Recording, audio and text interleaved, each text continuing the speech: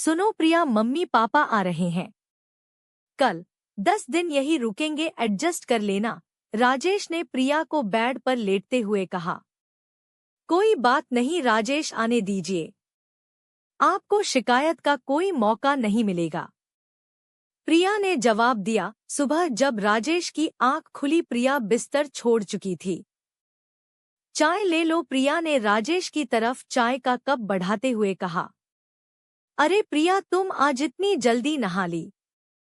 हाँ, तुमने ही तो रात को बताया था कि आज मम्मी पापा आने वाले हैं, तो सोचा घर को थोड़ा अरेंज कर लूं। वैसे किस वक्त तक आ जाएंगे वो लोग? दोपहर वाली गाड़ी से 4 बजे तक पहुंच जाएंगे। मैं तुम्हारे कहने से राजेश के पास जा तो रहा हूं, लेकिन पिछली बार बहू से जिस तरह खटपट हुई थी, मेरा तो मन ही भर गया। ना जाने ये 10 दिन कैसे जाने वाले हैं। राजेश के पिताजी राजेश की मम्मी से कह रहे थे। अजी, भूल भी जाइए, बच्ची है, कुछ हमारी भी तो गलती थी। हम भी तो प्रिया से कुछ ज्यादा ही उम्मीद लगा बैठे थे। उन बातों को अब साल भर बीत गया है, क्या पता कुछ बदलाव आ गया हो।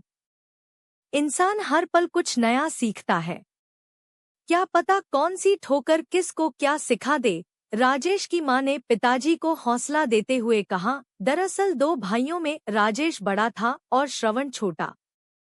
राजेश गांव से 10वीं करके शहर आ गया, आगे पढ़ने, और श्रवण पढ़ाई में कमजोर था, इसलिए गांव में ही पिताजी का खेती बाड़ी में हाथ बंटाने लगा। राजेश बीटेक करके शहर में ही 20,000 रुपए की नौकरी करने लगा। प्रिया से कोचिंग सेंटर में ही राजेश की जान पहचान हुई थी। यह बात मम्मी पापा को राजेश ने प्रिया से शादी के कुछ दिन पहले बताई। पिताजी कितने दिन तक नहीं माने थे इस रिश्ते के लिए, फिर भी बड़ा दिल रखकर जब पिछली बार राजेश और प्रिया के पास शहर आए थे, तो मन में बड़ी उमंगे थी। पर 7-8 दिन में ही प्रिया के तेवर और बेटे की बेपसी के चलते वापस गांव की तरफ हो लिए। अरे भगवान, उठ जाओ, स्टेशन आ गया, उतरना नहीं है क्या? राजेश के पिताजी की आवाज से मां की नींद टूटी। सामान उठाकर दोनों स्टेशन से बाहर आ गए और ऑटो में बैठकर दोनों राजेश के घर के लिए रवाना हो गए। घर पहुंचे तो प्रिया घर पर ही थी। जाते ही प्रिया ने दोनों के पैर छुए, चाय पिलाई, नहाने के लिए गर्म पानी किया।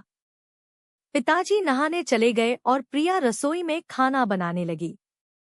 थोड़ी देर में राजेश भी आ गया। फिर बैठकर सबने थोड़ी देर बातें की और खाना खाया।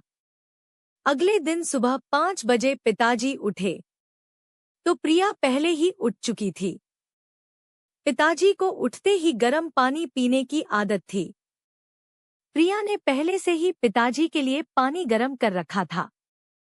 नहा धोकर पिताजी को मंदिर जाने की आदत थी। प्रिया ने उनको जल से भरकर लौटा दे दिया। नाश्ता भी पिताजी की पसंद का तैयार था। सबको नाश्ता करवाकर प्रिया राजेश के साथ चली गई तो पिताजी ने चैन की सांस ली। चलो, अब 4-5 घंटे तो सुकून से निकलेंगे। दिन के खाने की तैयारी भी प्रिया करके गई थी। स्कूल से आते ही प्रिया फिर से रसोई में घुस गई। शाम को हम दोनों को लेकर प्रिया पास के पार्क में गई। वहां उसने हमारा परिचय वहां बैठे बुजुर्गों से करवाया। अगले दिन संडे था। प्रिया, राजेश और हम दोनों चिड़ियाघर देखने गए। हमारे लिए ताज्जुब की बात ये थी कि प्रोग्राम प्रिया ने बनाया था। प्रिया ने खूब अच्छे से चिड़ियाघर दिखाया और शाम को इंडिया गेट की सैर भी करवाई। खाना पीना भी हम सबने बाहर ही किया। इस खुशमिजाज रूटीन से पता ही नहीं चला वक्त कब पंख लगाकर उड़ गया। कहाँ तो हम सोच रहे थे कि 10 दिन कैसे गुजरेंगे और कहाँ 15 दिन बीत चुके थे। आखिर कल जब श्रवण का फोन आया कि फसल तैयार हो गई है और काटने के लिए तैयार है, तो हमें अगले ही दिन गांव वापसी का प्रोग्राम बनाना पड़ा। रात का खाना खाने के बाद हम कमरे में सोने चले गए तो प्रिया हमारे कमरे में आ गई।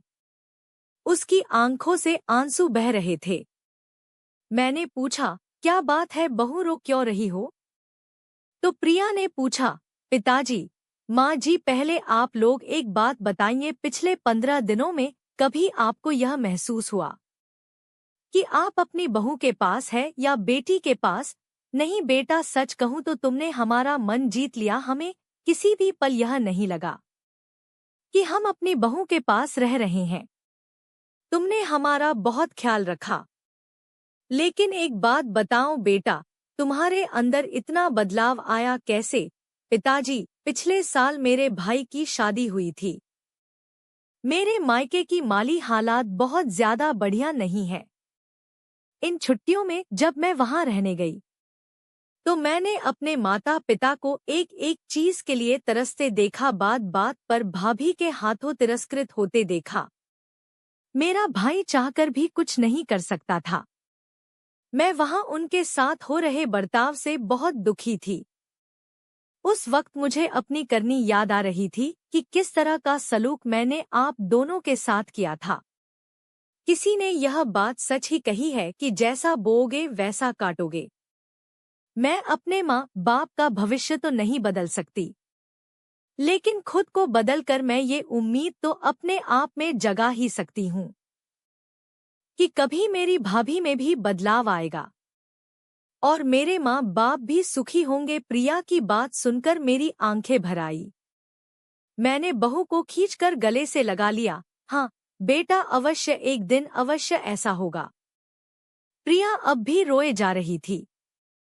उसकी आंखों से जो आंसू गिर रहे थे वो शायद उसके पिछली गलतियों के प्रायश्चित के आंसू थे।